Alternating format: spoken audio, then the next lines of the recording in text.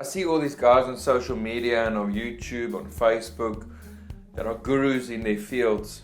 And their videos are all centered around giving you these micro bits of information that are supposed to excite an epiphany or excite you so that you get an epiphany. The reality is that there's no true context to those small bits of information. That we can develop a strategy only through discipline and understanding. So I'm hoping in my videos to educate you in a way that you're able to develop an understanding and a stance on digital marketing that actually gives you something in the future. So let's see what are the main things that are social media and why Facebook and Instagram doesn't really give you a return on investment. There's a lot of discussion on that in the groups and I see it, and I always come back to this point, but it's pity that only 5 or 10% of the people I educate will really implement this. That you can't build a social media return on investment strategy if you don't have the database to feed you the leads. Now, how does that work?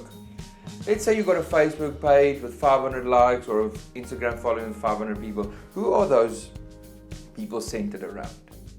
If I've got a Facebook profile, I know that a lot of our profiles are built around personal relationships.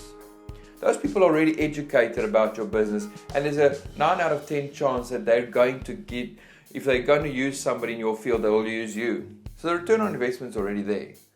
But we need to build a database on social media that gives us clients. Try and imagine pre-Facebook, 2003.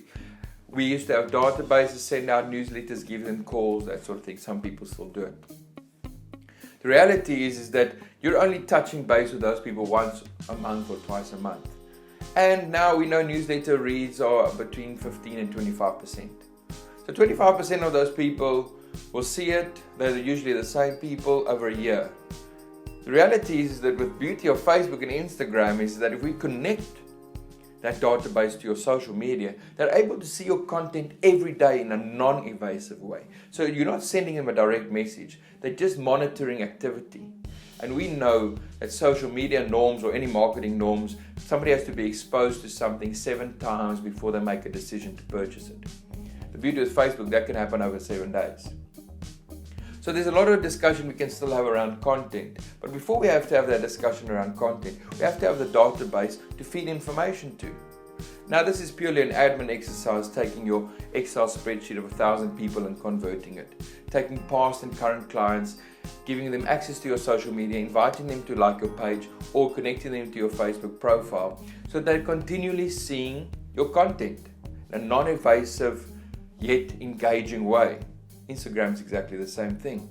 I spoke to a client yesterday on WhatsApp. I'd never friends with them on Facebook. Within an hour, their Facebook popped up as a friend suggestion because Facebook owns these companies, right? WhatsApp and Instagram. So they're all interconnected. So your clients are seeing you, but you haven't invited them. So that idea of privacy is non-existent unless you've got really strict privacy settings, but then you're not using your social media for business. For those of us who don't have past clients who are starting a new business, it's really important that you identify target markets. So let's say I've got 2 Facebook pages that I run with a colleague of mine, Joannice. She runs it really well. Mama Klets, Afrikaans mommy blogging site, and Durbanville at Home, which is Durbanville Community News. Together we have about 9,000 likes, about 4,500 likes on each page. Sometimes we reach up to 100,000 people that week by posting something. Why? Because it's relevant to the community. It's exactly the same thing people like Gary Vaynerchuk, the YouTube guru on digital marketing, does so well. Because we go and search for the information, we get to him because of his powerful community, and he feeds us with relevant information. But your community is 9 times out of 10 not really related to your industry or not really going to give you any return on investment. So you have to build a community. So if you're starting an Instagram page for a new business, a car sales, identify opportunities in your area. Let's say you're a car salesman in Durbanville. Go onto Instagram, search Durbanville High School, try and find the parents, follow them, because there's about a 15 to 20% follow back rate. Identify communities that you're a part of. The cricket club in Durbanville, if they've got an Instagram page, go and follow all the players. That's how you slowly start building a database, because if you're posting Durbanville related content, they're all Durbanville people.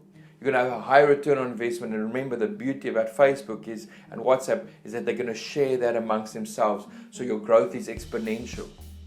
But you have to start building a database on Facebook. Tagging the seller if you're in real estate when you make a post about their property. That gets them involved in the process. This is not state-of-the-art thought patterns. This is basic. We have to transfer our databases to social media or start building them